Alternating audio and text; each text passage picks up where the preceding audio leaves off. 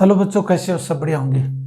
आज टॉपिक पे बात करते हैं प्रकाश विद्युत प्रभाव का प्रायोगिक प्रदर्शन। प्रैक्टिकल के तौर पे देखते हैं। चैप्टर का नाम क्या है? विकिरण व द्वैत द्रव की द्वैत प्रकृति। तो इसमें क्या है? प्रकाश विद्युत प्रभाव का प्रायोगिक प्रदर्शन कैसे होता है। तो प्रकाश विद्युत प्रभाव तो आपने कल देखा होगा कि जब किसी धातु की सतह से क्या करते हैं, एक देहली आवृत्ति का प्रकाश आपतित किया जाता है, उससे जो है धातु से इलेक्ट्रॉन निकलते हैं, उसी घटना को बोलते हैं प्रकाश विद्युत प्रभाव। कहने का मतलब प्रकाश विद्युत प्रभाव तब उत्पन्न होता है जब किसी धातु की सतह से देहली आवृत्ति से अधिक आवृत्ति का जब कोई फोटोन धातु से टकराता है, उतनी ही ऊर्जा का एक इलेक्ट्रॉन निकल जाता है, उसी को बोलते हैं प्रकाश विद्युत प्रभाव। और प्रायोगिक प्रदर्शन का मतलब होता है प्रैक्टिकल तौर पे इसकी सत्यापन जांच करना कि आखिरकार क्या वास्तव में ऐसा क्या है कि ये इस प्रभाव को निष्कर्ष के तौर पे समझा सकते हैं। तो सबसे पहले अपन लेते हैं डायग्राम। देखिए बच्चों ध्यान से, एक लेते हैं निर्वात कांच की नली, बंद नली। तो ये डायग्राम जब बनाते हैं तो एक तो क्या करते हैं, इसमें कांच की एक निर्वात नली ले ली। ठीक है बच्चों, इसमें दो पार्ट होते हैं ऐसे। एक तो ये जो पार्ट है, यह तो हो गया एनोड और ये हो जाएगा कैथोड। C4 तो जाता है कैथोड और A4 हो जाता है एनोड। एनोड ठीक है बच्चों। अब कह रहा है कि कैथोड पे जब कोई प्रकाश आपतित करते हैं, आपतित प्रकाश,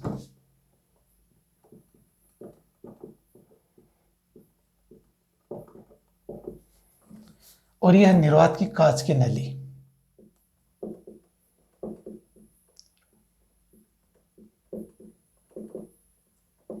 कांच की नली। ठीक है बच्चों, ध्यान से देखना।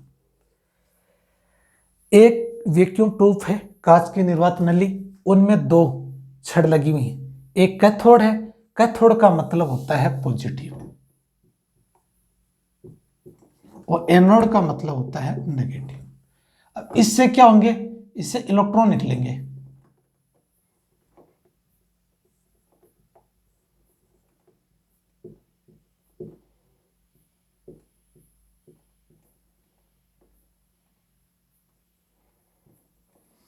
ठीक है। अब कैथोड पे जब कोई आपतित प्रकाश डालते हैं तो इनसे क्या होते हैं, इलेक्ट्रॉन निकलते हैं, और ये इलेक्ट्रॉन निकलकर यहां से चलते हुए एनोड इन इलेक्ट्रॉन को ग्रहण कर लेता है। तो ये इनके जो सिरा है वो कैथोड क्या है, पॉजिटिव है, एनोड क्या है, नेगेटिव है। तो ये इलेक्ट्रॉन को क्या है, कलेक्ट कर लेगा। अब इन पार्ट को क्या करते हैं, यहां एक मिली माइक्रो एम्पियर की घड़ी लगा देते हैं, ये धारा का मापन करेगा। अब क्या करते हैं, यहां से देखिए एक दिक परिवर्तन कुंजी लगाते हैं, दिक परिवर्तन कुंजी। तो ये जो पार्ट है वो तो ये पार्ट आ जाएगा, और इसका जो पार्ट है वो पार्ट यहां जुड़ जाएगा। अब इसमें क्या होते हैं, ये जो दिक परिवर्तन है, तो ये जो सूचना है इसमें जाएगा, और ये जो सूचना है वो यहाँ जाएगा। या इसको आप सीधे भी रख सकते हो। अगर आपको ये डाउट्स लग रहा है कि ये जो पार्ट आ रही ये कहाँ से आ रही, तो इसको आप क्या करते हैं कि ये जो पार्ट आ रहा है, इस पार्ट को तो आप क्या कर दीजिए, यहाँ से जोड़ दीजिए, और ये जो पार्ट है इस पार्ट को क्या करना है, आपको यहाँ से जोड़ना है, और इस पार्ट को जो आपने वो पार्ट आपको कहाँ से जोड़ना है, इसमें जोड़ देना। ठीक है। और ये पार्ट आपका हो गया दिक परिवर्तन। इसका जो नाम है वो जाएगा दिक परिवर्तन कुंजी।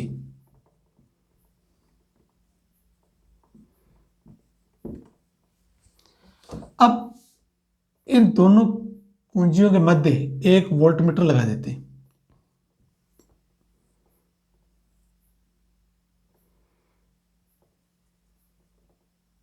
तो ये जो वोल्टमीटर है वो यहां लगेगा, इन कुंजियों के मध्य।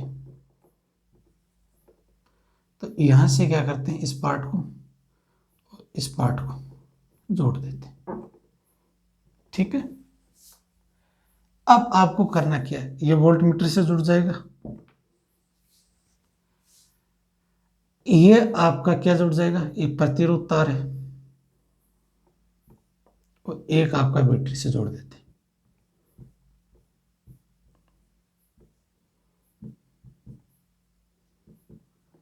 ये वोल्ट मीटर। अब ये कुंजी दिक् परिवर्तन ये जुड़ी होती हैं, ये कुंजियां इनमें और ये जुड़ी हुई थी। अब करना क्या होता है, ध्यान से देखो बच्चों।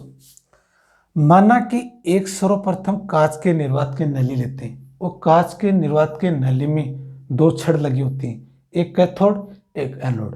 कैथोड छड़ से जब प्रकाश आपतित करवाते हैं तो कैथोड की छड़ से इलेक्ट्रॉन निकलना शुरू हो जाते हैं। यही आपने कहा कि उस पर देहली आवृत्ति का प्रकाश डालते हैं तो धातु की सतह से इलेक्ट्रॉन निकलने शुरू हो जाते हैं, तो यहाँ से ये इलेक्ट्रॉन निकलना शुरू करते हैं और एनोड पार्ट इन इलेक्ट्रॉन को कलेक्ट कर लेता है।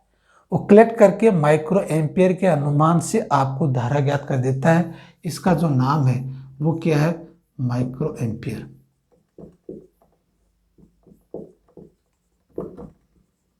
इसका जो मान होता है वो बच्चों होता है 10⁶ एम्पियर, ये इतना मान होता है। यह दिक् परिवर्तन कुंजी क्या करती हैं, यह बदलती रहती हैं, 1 से 2 से 3 से 4 से 5 से 6 से 1 2 3 4 5 6, ये आपस में जुड़ी होती हैं। ये दिक् परिवर्तन कुंजी है, किसी सिरा 1 से जोड़ दिया, किसी का 2 से, किसी का तीसरे से, किसी का चौथे से। और ये वोल्ट मीटर क्या करता है, कैथोड व एनोड के मध्य का जितना भी जो सापेक्ष विभवांतर होता है उसका मापन करता है और ये प्रतिरोध बॉक्स में से जाकर और ये धारा का मापन कर देते हैं। यहाँ आपने बैटरी जोड़ रखी है कि कितनी आपकी धारा आ रही है, ये आपका मान बता देती है। इस तरह से ये प्रयोग से निष्कर्ष निकलता है कि प्रकाश विद्युत प्रभाव है वो प्रायोगिक तौर पे निष्कर्ष के तौर पे समझा सकते हैं कि वास्तव में जब भी कोई आपतित प्रकाश सतह से टकराती है उनसे क्या होते हैं, उतनी आवृत्ति का एक इलेक्ट्रॉन निकलता है और वो आवृत्ति कौन सी होनी चाहिए, देहली आवृत्ति। देहली आवृत्ति से कम आवृत्ति का प्रकाश है तो ये धातु से इलेक्ट्रॉन नहीं निकलेंगे। ये तो था इसकी एक्सप्रेशन। और इजी लेवल में समझना चाहते हो कि सर बेसिक जानकारी क्या दे सके, तो आप ये माने कि सबसे पहले कांच की ट्यूब ली, कांच की ट्यूब में कैथोड व एनोड दो छड़ ली। कैथोड पे आपने आपतित प्रकाश की किरण डाली, आपतित प्रकाश किरण डालते ही इलेक्ट्रॉन यहाँ से निकलने शुरू होंगे और ये इलेक्ट्रॉन निकल कर यहाँ से एनोड की तरफ आएंगे और एनोड इनको कलेक्ट कर लेगा, संग्रह कर लेगा। इनसे जो धारा मिलेगी वो मिली माइक्रो एम्पियर का मापन कर देगी। और ये दिक् परिवर्तन कुंजियां हैं, इनका मतलब ये परिवर्तन होते रहते हैं कुंजियां। इनसे वोल्ट मीटर होता है, ये कैथोड एनोड के मध्य का विभवांतर ज्ञात करता है और ये प्रतिरोध धारा के मान को होल्ड करता है और ये बैटरी से आपको ये पता चल जाता है इतना धारा आपका मान माइक्रो एम्पियर से बता देता है, इतना मान आपसे प्राप्त हो रहा है। यह तो था प्रकाश विद्युत प्रभाव का प्रायोगिक प्रदर्शन, एक थोड़ा सा बेसिक जानकारी थी। तो इससे आपको क्या है, शायद तक आपके डाउट्स क्लियर हो गए होंगे। इसकी थ्योरी है वो आपको बनानी है, मैंने एक्सप्लेन करके बता दिया। इस डायग्राम को देखकर जो भी आपको नजर आ रहा है उस चीज के बारे में एक्सप्लेन करना है। यह तो आपका पार्ट था प्रायोगिक प्रदर्शन। अब देखते हैं प्रकाश के आइंस्टीन की समीकरण, बहुत इंपॉर्टेंट है, कई बार पूछ लेते हैं एग्जाम में, उसके बारे में चर्चा करेंगे। इतने में पार्ट आप देखिए।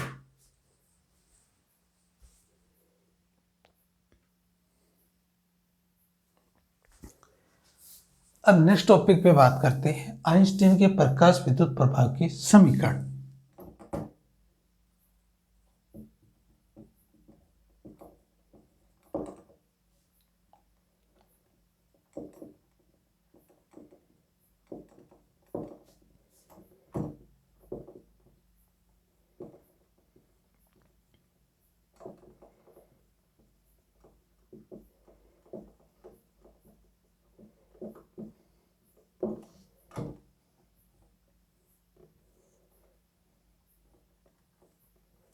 देखो आइंस्टीन के प्रकाश विद्युत प्रभाव की समीकरण क्या दी थी आइंस्टीन ने, और आइंस्टीन ने एक ये भी समीकरण प्रूव करके बताई थी, delta E M C square. M क्या है बच्चों, द्रव्यमान, और सी क्या है, प्रकाश की चाल, प्रकाश का वेग। इसका मान कितना होता है, 3 × 10⁸ मीटर पर सेकंड। ए क्या होता है बच्चों, ऊर्जा, और डेल्टा ई क्या होता है, कुल ऊर्जा। ये एक समीकरण देती है आइंस्टाइन की, इक्वल टू mc²। यहाँ क्या दे रखी है प्रकाश के विद्युत प्रभाव में, उसके बारे में चर्चा करते हैं। तो आइंस्टाइन और न्यूटन दोनों साइंटिस्ट का फिजिक्स में बहुत बड़ा योगदान था। उन्होंने अपनी अपनी इक्वेशंस के बारे में बहुत कुछ, इक्वेशंस के आधार पर इन्होंने कैलकुलेशंस हैं, डेरिवेशंस हैं, डायग्राम्स हैं, बहुत बड़ा योगदान है फिजिक्स के अंदर। तो आइंस्टाइन के प्रकाश विद्युत प्रभाव के समीकरण को समझते हैं। एक धातु लेते हैं, देखिए बच्चों ध्यान से, ये आपके धातु ले लिए, और धातु से सतह से, धातु की सतह से जब कोई h फोटोन जब टकराते हैं तो 1/2 mv² गतिज ऊर्जा में परिवर्तन हो जाता है।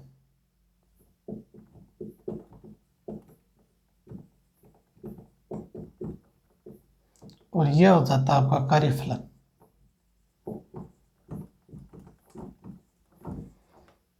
देखो इससे क्या पता चला कि जब कोई h नाम का फोटोन है, h क्या है, एक फोटोन है बच्चों, देखो लिख देता हूं, फोटोन। h नाम का फोटोन जब किसी धातु की सतह से टकराता है तो दो भागों में विभाजित कर देता है। एक तो भाग है कार्यफलन में, एक भाग है गतिज ऊर्जा में। तो ये दो भागों को विभाजित कर देता है। कौन? h नाम का कोई फोटोन का कण है, वो धातु की सतह से टकराता है, एक तो गतिज ऊर्जा में, एक कार्यफलन के रूप में परिवर्तन कर देता है। तो सबसे पहला पार्ट ये लिखना है कि जब किसी धातु की सतह से, जब धातु की सतह से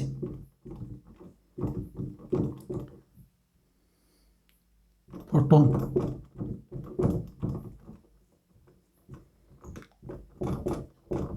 टकराता है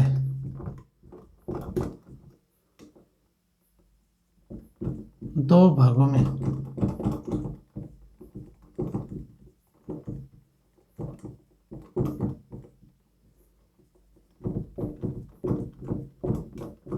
कर देता है। पहला भाग तो क्या हो जाएगा, कार्यफलन के रूप में।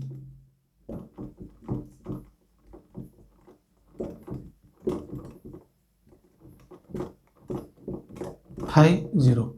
दूसरा होता है उत्सर्जित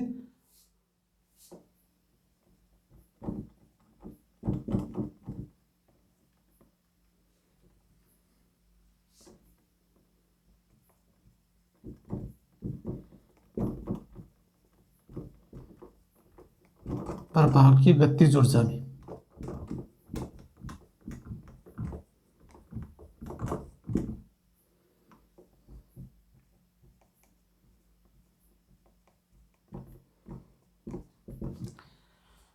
आइंस्टीन के अनुसार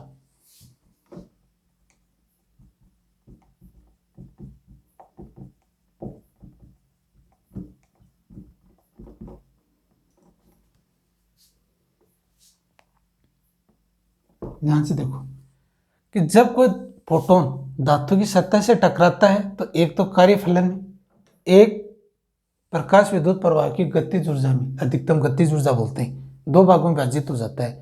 तो आइंस्टीन के अनुसार एक तो कार्यफलन, एक गतिज ऊर्जा के रूप में परिवर्तन होता है। अब ये पार्ट को ड्राइव करके चेक करते हैं, क्वेश्चंस को वो देखते हैं भी।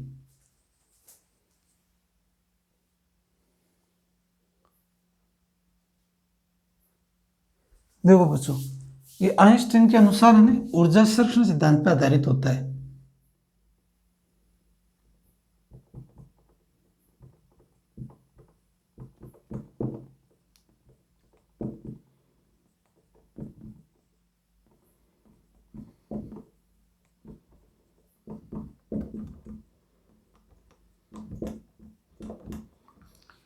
देखो बच्चों, ऊर्जा संरक्षण का सिद्धांत आपने जाना होगा, कंजर्वेशन ऑफ चार्ज।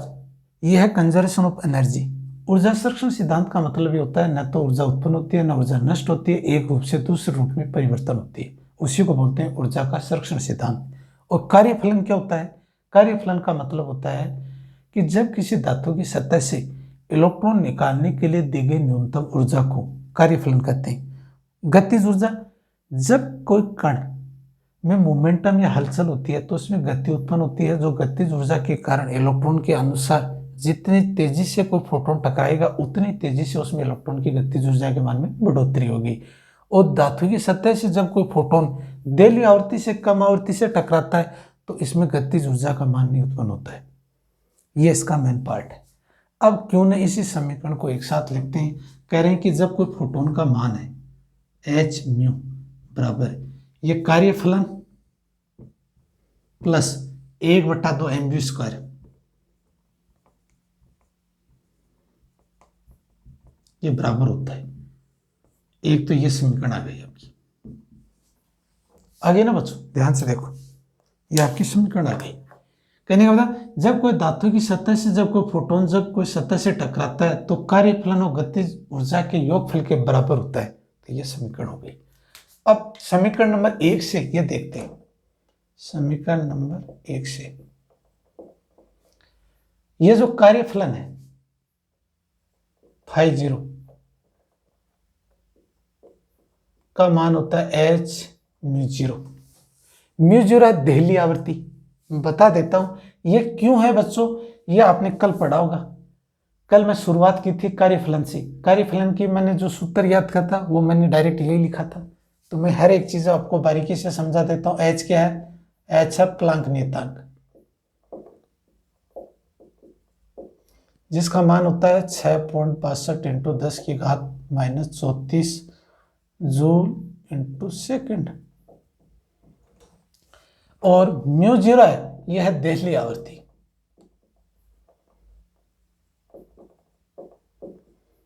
और φ0 क्या है, कार्यफलन है। प्लांक नियतांक एक कांस्टेंट पार्ट है और इसका जो मान है वो 6.62 इंटू 10 की घात 34 जूल इंटू सेकेंड होता है। और कार्यफलन आपने समझा होगा एच म्यू0, एच प्लांक नियतांक और म्यू0 है देहली आवृत्ति। देहली आवृत्ति का मतलब जब किसी धातु की सतह से वो न्यूनतम आवृत्ति जहां से इलेक्ट्रॉन निकलना शुरू करते हैं वो जो न्यूनतम आवृत्ति होती है उसी को बोलते हैं देहली आवृत्ति। और φ0 होता है कार्यफलन। ये होता है जब किसी धातु की सतह से इलेक्ट्रॉन निकालने के लिए दी गई न्यूनतम ऊर्जा को। तो कहने का मतलब φ0 है उसको एच म्यू0 लिख सकते हैं। तो समीकरण की जगह φ0 की जगह क्या रखोगे बच्चों, ध्यान से देखिए। एच म्यू0 बराबर एच म्यू0 प्लस 0। यहाँ गतिज ऊर्जा का मान शून्य हो जाता है कार्यफलन में। ये क्या हो जाता है, कार्यफलन के बराबर हो जाता है। यहाँ गतिज ऊर्जा है 1/2 mv स्क्वायर, वो 0 के बराबर हो जाती है इस कंडीशन में। तो ये जो समीकरण नंबर हो गई एच म्यू बराबर एच म्यू0, ये समीकरण नंबर हो गई 2। तो इसकी जगह क्या कर सकते हो बच्चों, φ0 लिख सकते हो। तो ये क्या हो जाएगा φ0, ये हो जाएगा आपका φ0। कोई दिक्कत, क्योंकि ये φ0 कार्यफलन का मान ज्ञात करते हैं, इस कार्यफलन का मान। अब समीकरण नंबर 1 व 2 से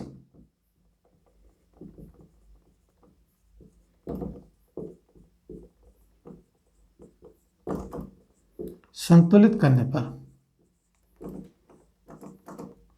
तो करते हैं बच्चों एच म्यू, φ0 की जगह एच म्यू0, यहां से 1/2 mv स्क्वायर, ये। अब इस पार्ट को यहां ले लेते हैं।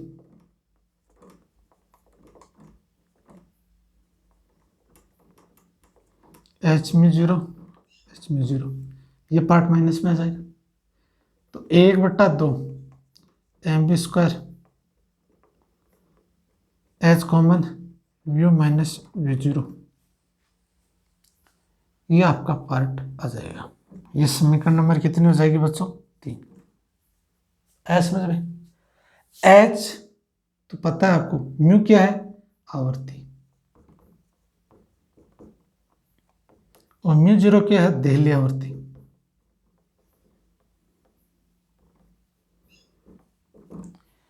समीकरण नंबर 3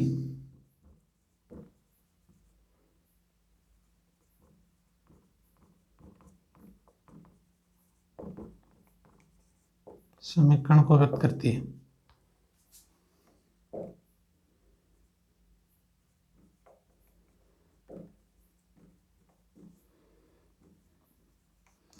यही पार्ट आपको डिफाइन करना था और कोई ज़्यादा कुछ नहीं है।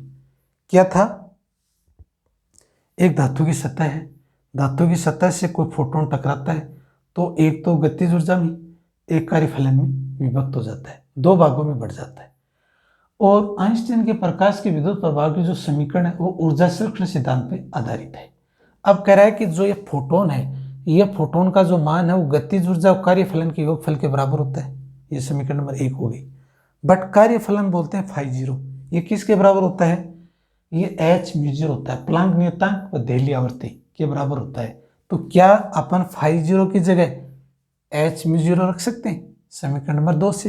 अब समीकरण नंबर 1 व 2 की जब तुलना करते हैं तो h μ φ0 की जगह क्या रख सकते हो? h μ0, 1/2 m², 1/2 m²। इस पार्ट को इधर ले जाएंगे तो ये दोनों के अंतर आ जाएगा, h दोनों में कॉमन आ रहा है और μ माइनस μ0। ये तो हो गया प्रकाश की आवृत्ति, ये हो गया देहली आवृत्ति। तो प्रकाश की आवृत्ति है वो ज्यादा होती है देहली आवृत्ति से, तो इसको आवृत्ति बोलते हैं। ये किसकी आवृत्ति है? इसको लिख सकते हो प्रकाश की आवृत्ति।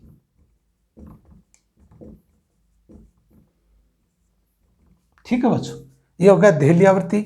यही जो समीकरण 3 है यही आइंस्टीन की समीकरण है। अब इनमें कुछ बिंदुज हैं थ्योरी के पार्ट, वो क्या है? इसका मतलब ये हो गया बच्चों कि जब कोई गतिज ऊर्जा का मान है अगर वो देहली आवृत्ति से कम है तो गतिज ऊर्जा का मान ऋणात्मक होता है, और जबकि गतिज ऊर्जा हमेशा धनात्मक होती है, ऋणात्मक में नहीं होती है। ये याद रखना।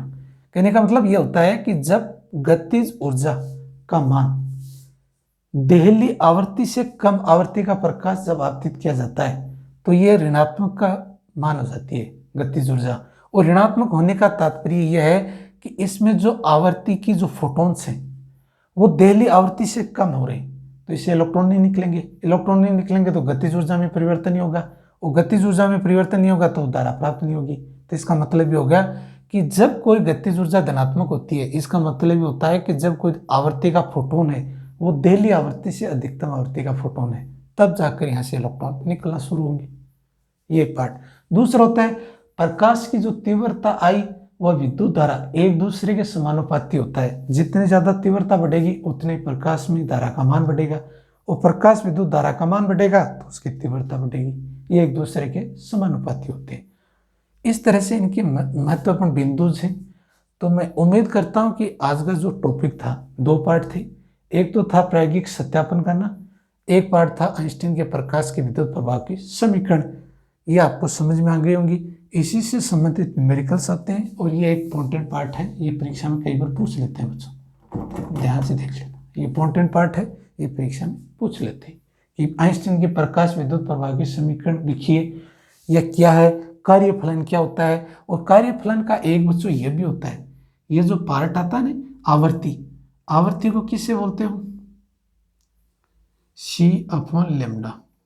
यहाँ से 0 है तो यहाँ से 0 भी लिख दीजिए। C0 प्रकाश के निर्वात की चाल, λ0 है प्रकाश का तरंग दैर्ध्य, और यह आवर्ती। अगर आपको तरंग दैर्ध्य पूछे तो यह तरंग दैर्ध्य ऊपर भेज दीजिए, आवर्ती नीचे भेज दीजिए। इस तरह से यह आपका पार्ट है। तो इसको आप कंफ्यूज नहीं होना, जब कोई न्यूमेरिकल्स आते हैं उसमें यह चीजें काम में आती हैं। तो उम्मीद करता हूं कि आज का वीडियो आपको समझ में आ गया। इस वीडियो को लाइक करें, शेयर करें और सब्सक्राइब करें। लाल बटन नजर आ रहा सब्सक्राइब करेगा, वहां से क्लिक करोगे तो नोटिफिकेशन पे क्लिक कर दीजिए। जो भी हमारा वीडियो लेटेस्ट होगा वो आपको तुरंत अपलोड हो जाएगा, आपके पास तक पहुंच जाएगा, संदेश मिल जाएगा आपको। आप पढ़ते रहिए, जितना हो सके उतनी यहाँ से नॉलेज लें और टेक्स्ट बुक का सहारा लें और आगे बढ़ें। इसी की उम्मीद के साथ करते हैं वीडियो कंप्लीट। नया टॉपिक कल नए वीडियो के साथ मिलते हैं, तब तक के लिए हमारे को इजाजत दीजिए। Thank you.